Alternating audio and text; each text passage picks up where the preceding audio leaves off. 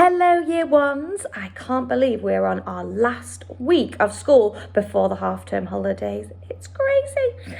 Today our story is Funnybones, and Funnybones has been written by Janet and Allan Ahlberg. I think we might have read a story by them on Friday. Okay, let's get started. Make sure you're sitting all nice and comfortably. This is how the story begins. On a dark, dark hill there was a dark, dark town. In the dark, dark town there was a dark, dark street. In the dark, dark street there was a dark, dark house. In the dark, dark house there was a dark, dark staircase. Down the dark, dark staircase there was a dark, dark cellar. And in the dark, dark cellar some skeletons lived.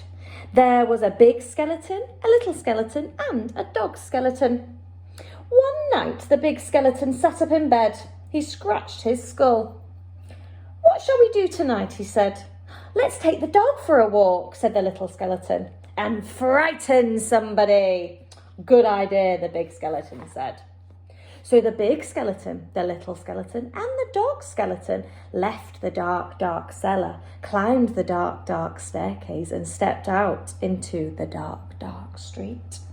They walked past the houses and the shops. They walked past the zoo and the police station, and they went into the park. The big skeleton scratched his skull.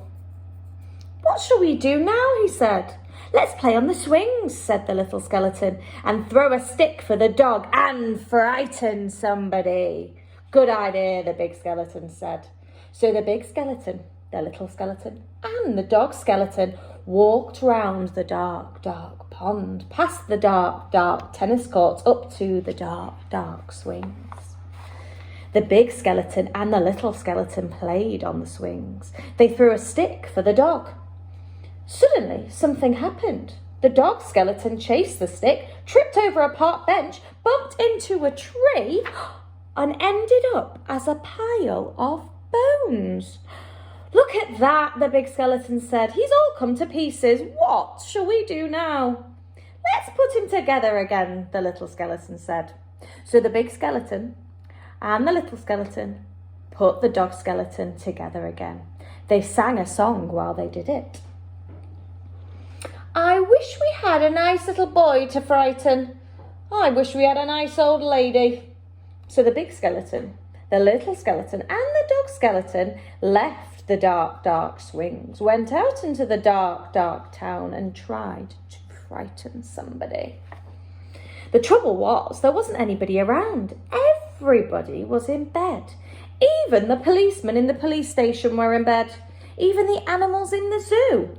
Of course, the skeleton animals were awake.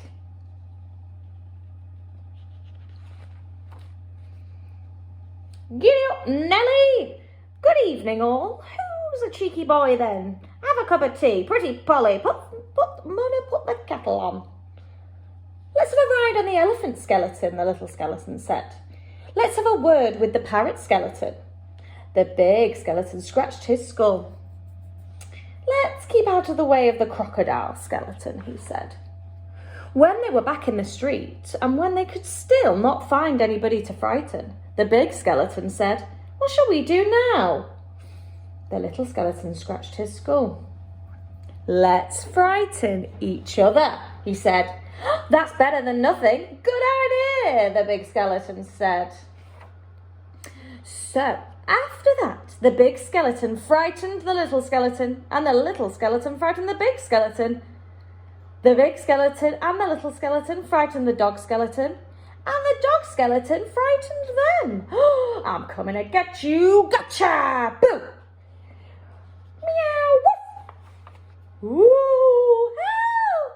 They hid around corners and frightened each other. They climbed up lampposts and frightened each other. They jumped out of dustbins and frightened each other. All the way home. And that is how the story ends.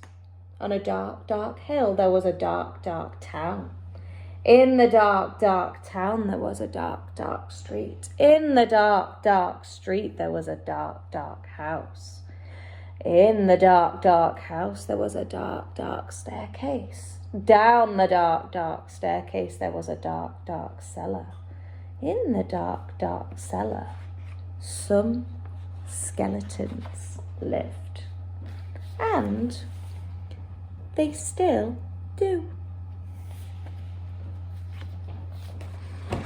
I hope you enjoyed that story. Thank you so much for joining me for another story time. I will see you again next time. Bye.